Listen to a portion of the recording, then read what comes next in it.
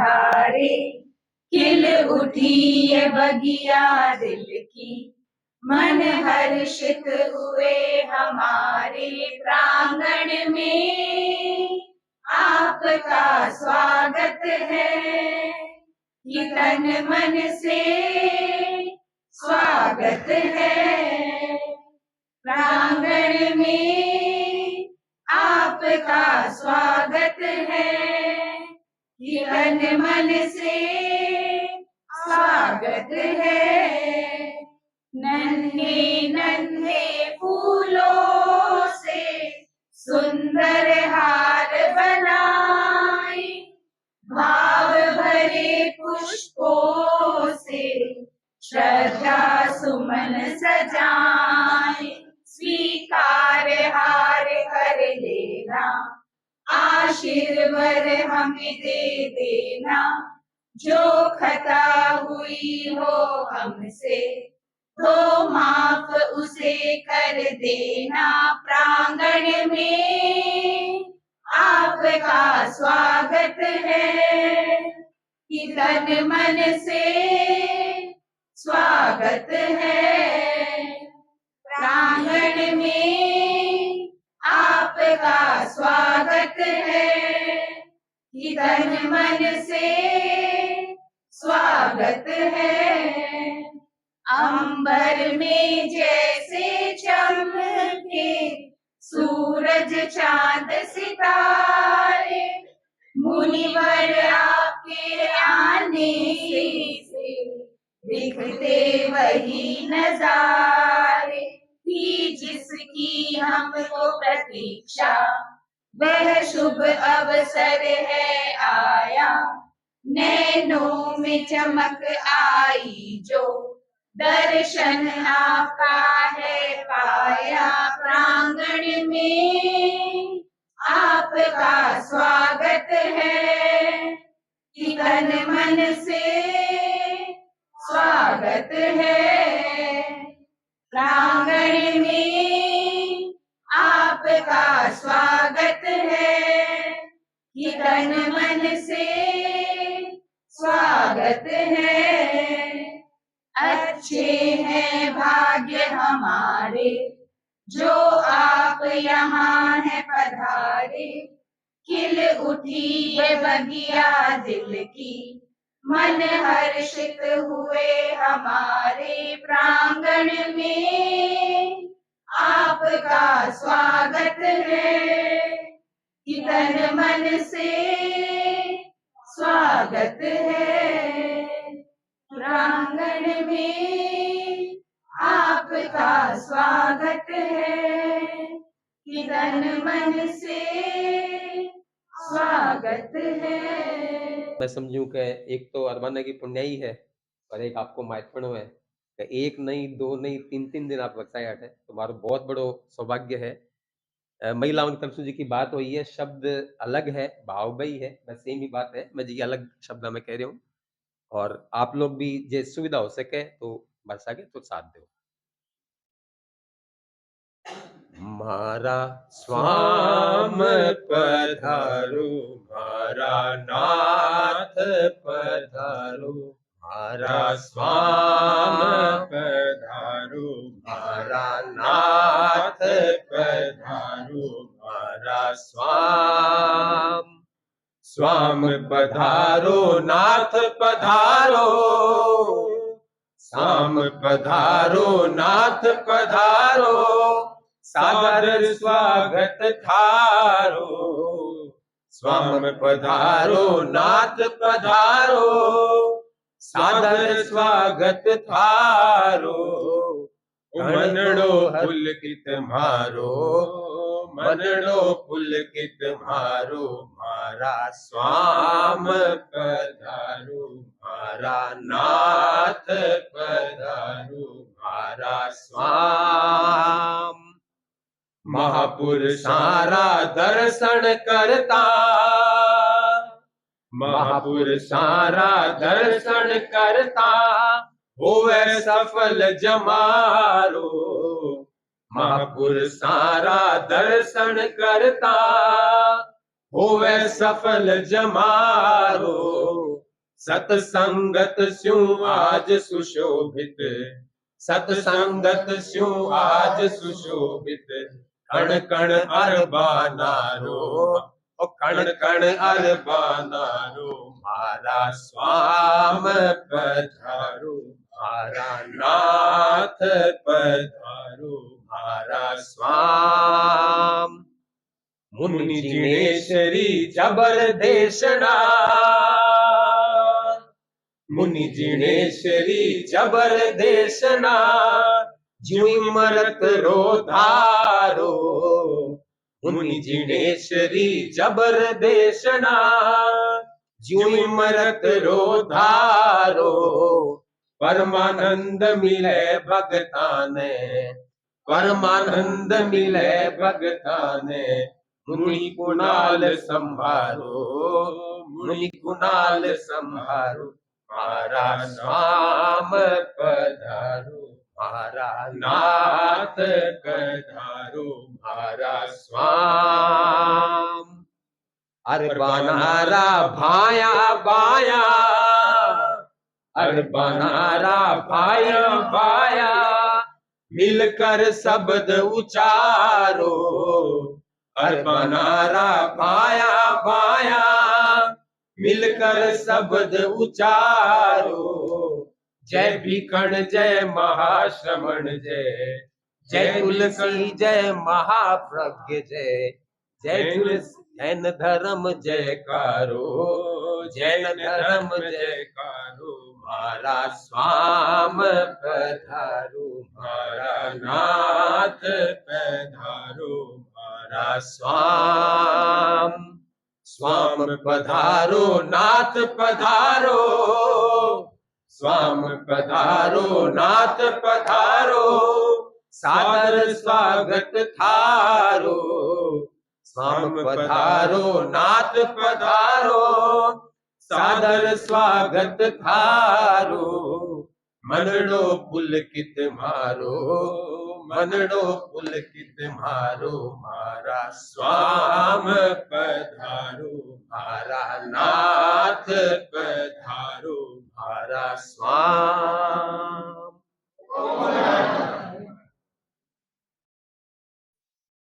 प्रभु पार्षदेव चरणों में, प्रभु पार्षदेव चरणों में, शत शत प्रणाम हो, मेरे मानस के स्वामी तुम एक धाम हो, तुम धाम हो। प्रभु पार्षदेव चरणों में शत शत प्रणाम हो, मेरे मानस के स्वामी तुम एक धाम हो, तुम एक धाम। तुमसे दुनिया में देव लाखों है पूजे जा रहे हैं, पूजे जा रहे, जिन देव इस रसना में, जिन देव इस रसना तेरा ये नाम हो, मेरे मानस के स्वामी तुम एक धाम हो, तुम एक धाम। तुमसे न राग रति क्यों द्वेष और से, क्यों द्वेष और से, यह रीत रागता तेरी, यह रीत रागता तेरी, मेरा विश्राम हो, मेरे मानस के स्वामी तुम एक धाम हो, तुम एक धाम। और न बनो न कैसे उपकार से अहो, उपकार से अहो। चरणों में भले पनैया, चरणों में भले पनैया, यह मेरी जान हो, मेरे मानस के स्वामी तुम एक धाम हो, तुम एक धाम हो। पाए एक बार पारस हट भाग्य जो रहा, हट भाग्य जो रहा। पारस अब स्वयं बनूं मैं, पारस अब स्वयं बनूं, बस वैसा काम हो, मेरे मानस के स्वामी तुम एक धाम हो, तुम एक धाम। नस नस में बस रहे हो रस जो करे तने, रस जो करे तुम। भगवान भक्त तुलसी के, भगवान भक्त तुलसी तुम ही राम हो, मेरे मानस के स्वामी तुम एक धाम हो, तुम एक धाम। प्रभु पास देव चरणों में, प्रभु पास देव चरणों, शत शत प्रणाम हो, मेरे मानस के स्वामी तुम एक धाम हो, तुम एक धाम हो। ओम काटी मोह ममतारि सब भगवान प्यारो लागे, ये सब बड़ा भगवान प्यारो। अहिंसा के अवतार भगवान महावीर स्वामी के श्री चरण में कोटि से वंदन। युग प्रदान आचार्य महासमुद्र के श्री चरण में कोटि से वंदन। मुनिवृंद, उपस्थित धर्म प्रेमी भाई और बहनों, प्रभु महावीर की वाणी है, अलम बालस्य सज्ञानम, नीच व्यक्तियों की संगति मत करो। भारतीय साहित्य और संस्कृति में सत्संगत का बहुत बड़ा महत्व है। जो व्यक्ति सत्संगत करता है वह व्यक्ति अपने जीवन को सफल बना देता है। जीवन की सफलता का और सदगति की सफलता का पहला सूत्र है सत्संगत। सत्संगत का अर्थ है अच्छी संगति करना, अच्छे लोगों के पास में बैठना। अब जिसके पास बैठोगे वैसे संस्कार आपके पास आ जाएंगे, वैसे संस्कार आपके जीवन में आ जाएंगे। बहुत सुंदर कहा गया है, व्यापारी के पास में बैठने से व्यापार की चर्चा होती है, डॉक्टर के पास में बैठने से रोग की चर्चा होती है, वकील के पास में बैठने से कानून की चर्चा होती है, शिक्षक के पास में बैठने से अध्ययन की चर्चा होती है, शराबी के पास में बैठने से शराब की चर्चा होती है, और उसी प्रकार ज्ञानी संतों के पास में बैठने से ज्ञान की चर्चा होती है। ज्ञानी से ज्ञानी मिले करे ज्ञान की बात, और मूर्ख से मूर्ख मिले के मुक्का की लात। इसलिए हमेशा ज्ञानी जनों के पास बैठना, अच्छी संगति करना। संतों की संगति भव समुद्र से पार कराने वाली होती है। बहुत सुंदर का है, क्षण भर की सत्संगत भव समुद्र से पार लगा देती है और क्षण भर की गफलत जिंदगी भर की कैद हो जाती है। जब भी अवसर मिले सत्संगत करना चाहिए, साधुओं के पास बैठना चाहिए, सज्जनों के पास बैठना चाहिए। और जो व्यक्ति सज्जनों के पास बैठता है, साधुओं के पास बैठता है, उसका वर्तमान भी सुधरता है और उसका भविष्य भी सुधरता है। इसलिए ज्ञानी जन बार बार कहते हैं संतों के दर्शन करो।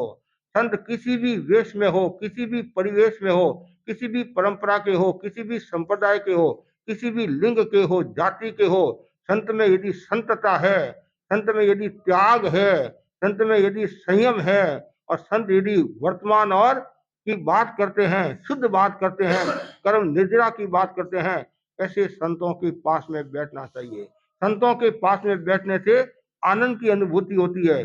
जैसे कहा जाता है वृक्ष के नीचे बैठते हैं तो छाया मिलती है और चंद्रमा के नीचे बैठते हैं तो चांदनी के नीचे बैठने से शीतलता प्राप्त होती है। बगीचा में बैठने से आनंद की अनुभूति होती है। उसी प्रकार संतों के पास में बैठने से जन्म जन्मांतर के हमारे कर्म क्षय हो जाते हैं। इसलिए संतों की संगति करो। बहुत सुंदर कहा गया है, चंदनम शीतलम लोके चंदनादपि चंद्रमा चंदन चंद्र योर मध्य शीतला साधु संगति। इस लोक में चंदन को शीतल माना गया है। कवि कहता है चंदन से भी अधिक शीतल चंद्रमा की चांदनी होती है। कवि कहता है चंद्रमा की चांदनी से भी अधिक शीतल साधुओं की संगति होती है। जब व्यक्ति को बुखार आता है, तहार ज्वर आता है, उसमें चंदन घिसकर लगाया जाता है। जहां चंदन घिसकर लगाया गया उस स्थान को ही वो चंदन शीतल करेगा। और चंद्रमा की जो चांदनी है वो सारी रात शीतलता प्रदान करती है। तो कवि कहता है साधुओं की संगति तीन लोक को शीतल करने वाली होती है। इसलिए जब भी अवसर मिले संतों की संगति करो। संतों के पास में बैठने से आनंद की अनुभूति होती है और संतों की महफिल में लोग दौड़ दौड़ कर आते हैं। यहाँ हाथ नहीं हृदय मिलाया जाता है, यहाँ दिल की बात होती है, यहाँ दिल की बात होती है, हृदय मिलन की बात होती है। ऐसे व्यक्तियों के पास में बैठना चाहिए। भर्तृहरि ने भी वो सुंदर कहा है, जो व्यक्ति सत्संग करता है तो पहला क्या लाभ है, जाड्यं दियो हरति सिंचति वासी सत्यं, और बुद्धि की जड़ता को समाप्त करता है। जो अल्पज्ञ है, जो अल्पज्ञ है, अनपढ़ है, अशिक्षित है, कुछ भी नहीं जानता है, अंगूठा छाप है, तो यदि वो संतों की सच्चे मन से सत्संगत करता है, वो अज्ञ भी विज्ञ हो जाता है, वो प्रज्ञावान हो जाता है। और दूसरा लाभ बताया, मानो मतलब जीवन में सत्य प्रतिष्ठित होता है, वो कभी झूठ नहीं बोलेगा। यहाँ कभी कभी प्रश्न खड़ा हो जाता महाराज, जो आपके सामने आगे बैठते हैं वो ज्यादा घोटाला करते हैं, ज्यादा झूठ बोलते हैं। कभी कभी ऐसा भी करने आगे मतलब आपके सामने तो मीठी मीठी बातें करते हैं और पीछे एक घोटाला करते हैं। तो इसका मतलब ये नहीं कि वो आगे बैठने वाले ही घोटाला करता है, पीछे बैठने वाले भी तो घोटाला कर सकता है, कोई भी घोटाला कर सकता है। तो सामने बैठने से, पास में बैठने से जीवन नहीं सुधरता है। जो संत सुनाते हैं उनको आचरण में लाता है तब उनका बेड़ा पार होता है। पानी में रहने के बाद भी पत्थर पिघलता नहीं है, पानी में रहने के बाद भी पत्थर पिघलता नहीं है, और दूध में धोने के बाद भी कोयला उजलता नहीं है। कितनी करुषता भरी है जिंदगी के अंदर। 100 बार सुनने के बाद भी आदमी बदलता नहीं है, 100 बार सुनने के बाद भी आदमी बदलता नहीं है। पंचों का वचन सिर माते हैं, परनाला तो यही पड़ेगा।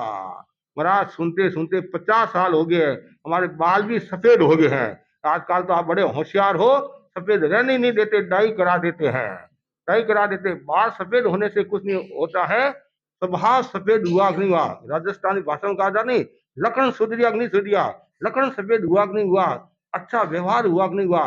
लेकिन जो सच्चे मन से सत्संगत करता है तो समझना चाहिए उसके जीवन में सत्य प्रतिष्ठित होता है। एक छोटी सी प्रेरणा देने वाली कहानी है। एक सेठ था, सेठ के एक लड़का था, बहुत होशियार था, संपन्न था, संस्कारी था। लेकिन आप जानते हैं कब जीवन में बदलाव आता है पता नहीं चलता है। ये सत्संगत का प्रभाव, एक संगत का प्रभाव अलग होता है। यदि अच्छे लोगों के पास में बैठे तो विकास हो जाता है और खराब लोगों के पास में बैठे तो विनाश भी हो जाता है। राजस्थानी कहावत है नहीं, काले वाले पास में गोरियों बैठे रंग नहीं लखन जरूर आवे। मतलब आते ही है, मतलब ये बात 99 हम कह सकते हैं, अपवाद छोड़ दो, लेकिन वैसे संस्कार आने की संभावना रहती है। आज हमारा समाज कितना अच्छा और कितना व्यवस्थित समाज था, लेकिन आज समाज में भी बदलाव आ रहा है, संस्कारों में बदलाव आ रहा है, रहन सहन में बदलाव आ रहा है, खान पान में बदलाव आ रहा है, और नशे की प्रवृत्ति में जा रहा है। और उनका क्या चिंतन है, खाओ पियो मौज करो। अरे आप क्षणिक सुख के खातिर अनंत काल के दुख को निमंत्रण देते हैं। भगवान महावीर का सटीक एग्जाम्पल है, मतलब ये सूक्त है, हरमित सुख का बहुकाल दुख का। क्षणिक सुख के लिए अनंत काल के दुख को निमंत्रण मत दो। आपके पास में धन है, वो धन विलासिता में नहीं जाए, धन का दुरुपयोग नहीं करना चाहिए। और जो व्यक्ति धन में डूबा हुआ रहता है, धन में पीछे क्या न, जो धन में डूबा हुआ रहता है, विलासिता में डूबा हुआ रहता है, वो नरक की ओर जाता है। धन न नरक की ओर ले जाता है, और जो धर्म में डूबा हुआ रहता है, वो पीछे म है, वो मोक्ष की ओर ले जाता है। ठीक है, धर्म करने वाले को कभी कभी लुकापन अनुभव हो सकता है, निरसता भी आ सकती है कुछ लोगों को, लेकिन ऐसी बात नहीं है। जो धर्म में लीन रहता है तो सरसता ही सरसता है, ये भी लोग सुधरता है और अगला लोग भी सुधरता है। तो योग ऐसा हुआ, इतना अच्छा लड़का था, वो खोटी संगति में पड़ गया, गलत संगत में पड़ गया। परिणाम यह आया, सातों व्यसन उनके जीवन में आ गए। और सेठ भी सामान्य सेठ नहीं था, नगर सेठ था, नामी सेठ था, राजा का विश्वास पात्र सेठ था।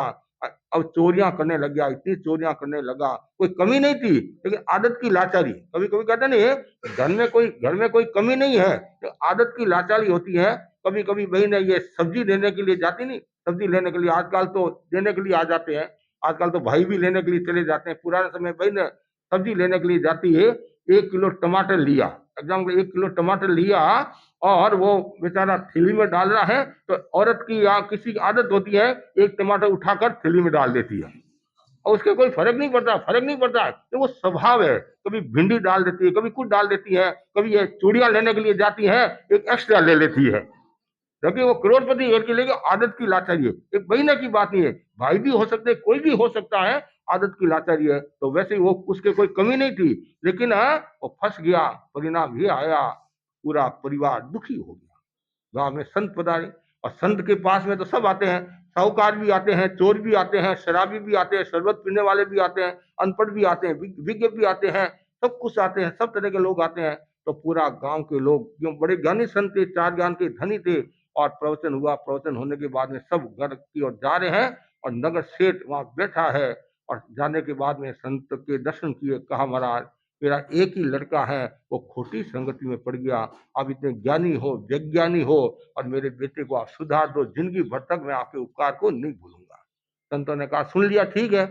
जैसे सेठ गया, और थोड़ी देर के बाद में वो चोर भी आ गया, उसने भी दर्शन किए। और संतों ने पूछा क्या नाम है? मेरा नाम मणिशेखर है। क्या नाम है? मणिशेखर है।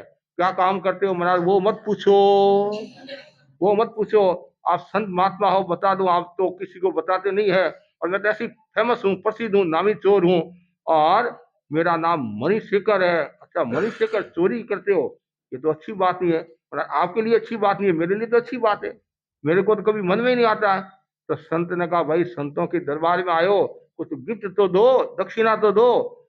संत न तो वोट मांगते हैं, न प्लॉट मांगते हैं, न नोट मांगते हैं, और आपके जीवन में कोई खोट है वो खोट दे दो। तुम्हारा चोरी को मैं छोड़ नहीं सकता हूँ, ये तो मेरा धंधा हो गया है, जब तक मैं चोरी नहीं करूं तब तक मुझे शांति नहीं मिलती है। अब बोलो आप, कुछ कहते हैं सामायिक नहीं करता हूँ, माला नहीं फेरता हूँ, ध्यान नहीं करता हूँ, शांति नहीं मिलती है, और कुछ कहते हैं चोरी नहीं करता हूँ तो शांति नहीं मिलती है। तो ठीक है, कुछ न कुछ तो नियम ले ले। उसने सोचा संत इतना कह रहे हैं, इतनी भावना है, ठीक है महाराज, आज से मैं झूठ बोलने का त्याग करता हूँ। संतों ने सोचा बस बेड़ा पार हो गया, झूठ बोलने का त्याग कर दिया, बेड़ा पार हो गया। लेकिन आजकल क्या है, मुझे ऐसा प्रतीत हो रहा है, अभी वर्तमान में झूठ का प्रचलन ज्यादा बढ़ा है। कैसे ज्यादा बढ़ा? ये मोबाइल आ गया ना, मोबाइल के कारण अनावश्यक आदमी झूठ बोलता। कभी कभी एक व्यक्ति मेरे सामने बैठा कि मैं बेंगलोर में बैठा हूँ, मेरे मन में आया, मेरे सामने ये झूठ बोल रहा है, तो बाहर कितना झूठ बोलता होगा।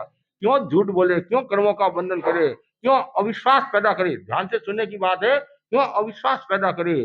ठीक है, आपकी जैसी स्थिति बता दो, इसमें क्या है? एक बार नाराज होगा, 2 बार नाराज होगा, लेकिन अपनी आत्मा को क्यों भारी करे हो? क्यों कर्मों के बंधन से युक्त बना रहे हैं? तो अब वैसे ही उसने वो क्या कर दिया, और एक दिन वह राजा के वहां चोरी करने के लिए जाता है। पड़ोस में जो राजा है उसके वहां चोरी करने के लिए जाता है, राजा ने कहा आज रात को चोर पकड़ना है। सबको पहरेदारी लगा दी से, मतलब जगह जगह गश्त लगा दी, सबको आज सजग रहना है, रात को चोर पकड़ना है। ये रात को 12 बजे चोरी करने के लिए जाता है और सबसे पहले पुलिस वाला मिलता, कौन? उसके झूठ बोलने का त्याग था। वो बोला मैं चोर हूं। कहाँ जा रहे हो? राजा के वहां चोरी करने के लिए जा रहा हूँ। पुलिस वाले ने सोचा कोई पागल आदमी है, छोड़ दिया।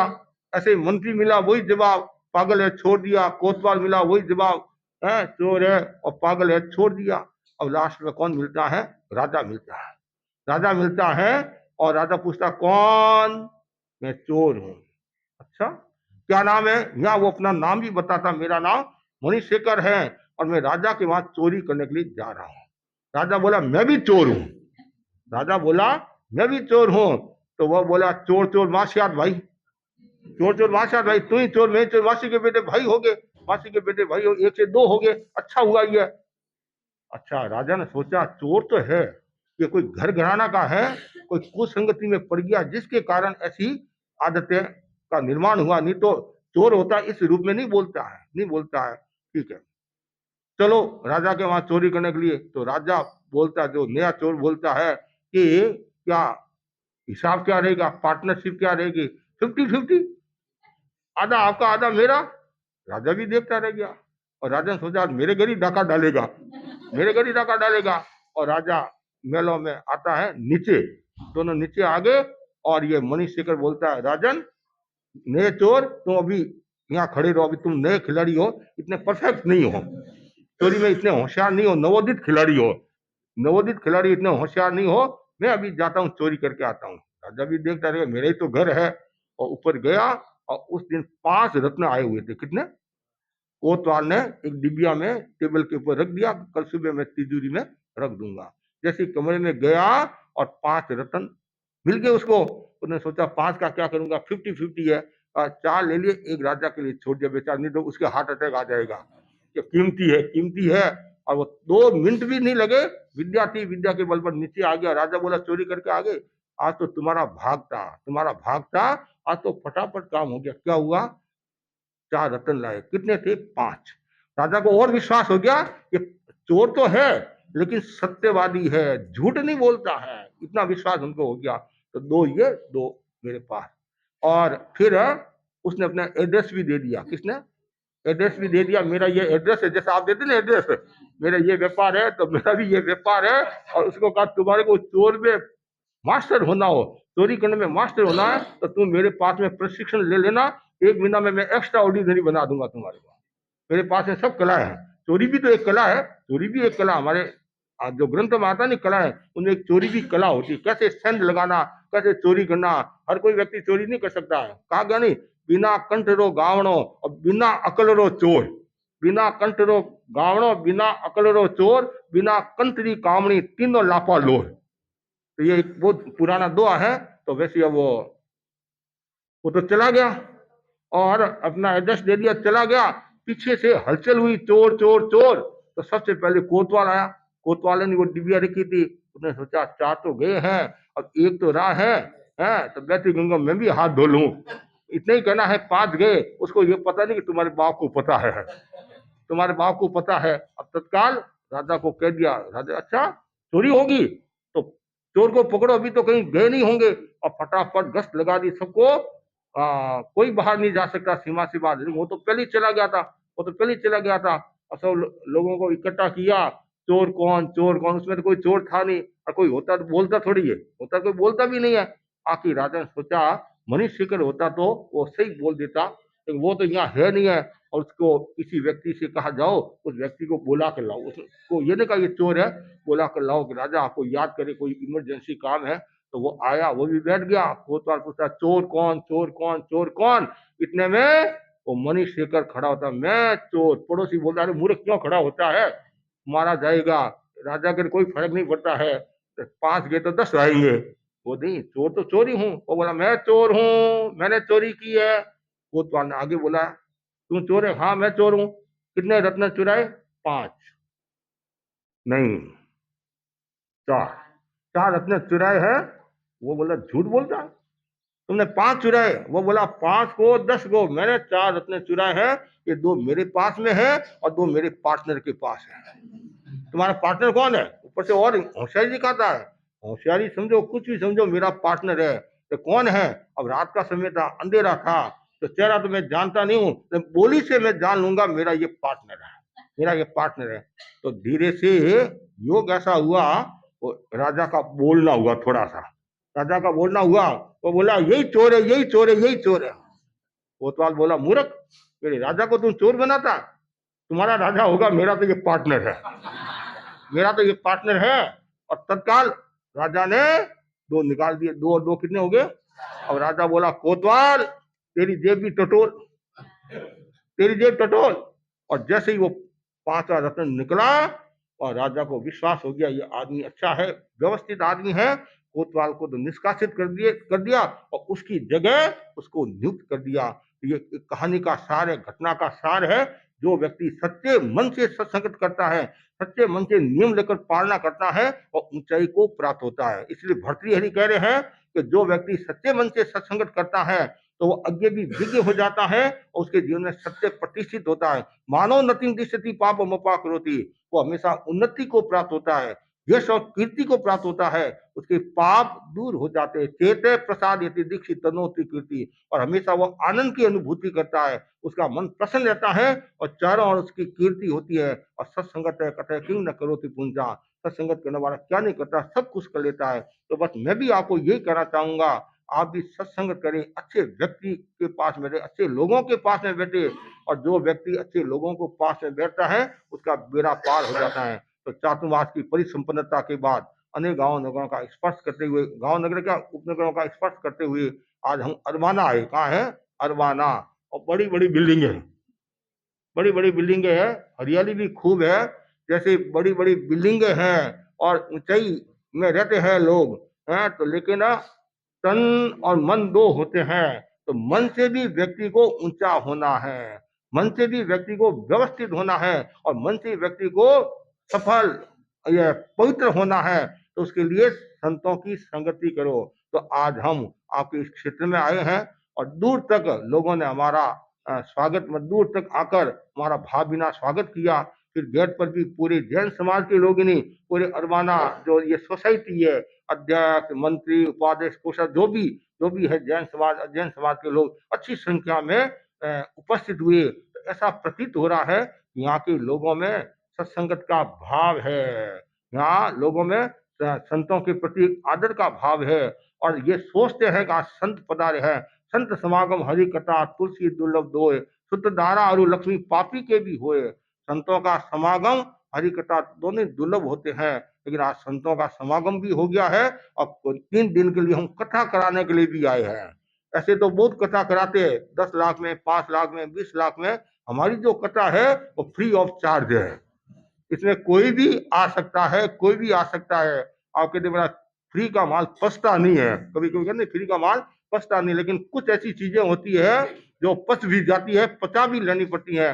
तो मैं आज पूरे समाज के प्रति मंगल कामना करता हूँ और यही भावना पाता हूँ, जब तक हम यहाँ हैं 3 दिन का आपको हमने समय दिया है, शुक्रवार शनिवार रविवार 3 दिन है, शुक्र रवि शनि रवि है, तो भरपूर आप लाभ उठाना। छोटे मोटे बच्चे सबको प्रेरणा देना, जैन अजैन सबको, जो आपको समय दिया गया, जो समय निर्धारित है, उस समय का भरपूर लाभ उठाना। दोपहर में 2:30 से 3:30 धर्म चर्चा, रात को 8 से 9 नहीं, 8 से 9 रात को प्रवचन है, और सुबह 9 से 10 जो भी समय है प्रार्थना आदि है। तो कोई भी वंचित नहीं रहे।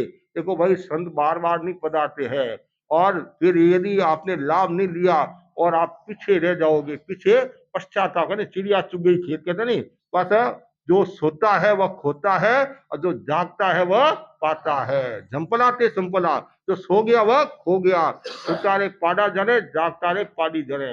यदि आपको जागरूक रहना है तो मैंने आपको कुछ पाना है तो जागरूक रहना पड़ेगा। तो आज हम आपके क्षेत्र में आए हैं और हमेशा यही भावना भाव, मैं अच्छे लोगों की संगति में रहूं, ऊंचे लोगों की संगति में रहूं। अच्छे लोगों के पास में बैठने से आपके विचारों की भी शुद्धि होगी, आपका आचार भी शुद्ध होगा, आपका संस्कार भी पवित्र होंगे और आपका व्यवहार भी अच्छा होगा। कितना सुंदर का है, जिसका व्यवहार अच्छा होता है तो समझ आता है कि उसका सब अच्छा है। एक दृष्टि से व्यवहार का बहुत बड़ा मूल्य होता है। आपके घर पर कोई भी आता है और आप उसको मान देते हैं, सम्मान देते हो, कितना खुश होता है।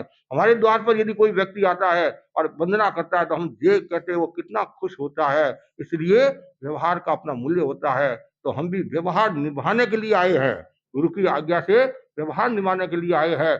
आपको कुछ नई बातें सुनाने के लिए आए हैं, सत्संगत कराने के लिए आए हैं, कथा कराने के लिए आए हैं। कोई भी व्यक्ति वंचित नहीं रहे। तो इसी आशा के साथ ओम आराम। कोठारी जी, अध्यक्ष साहब ने आप, हाँ हाँ।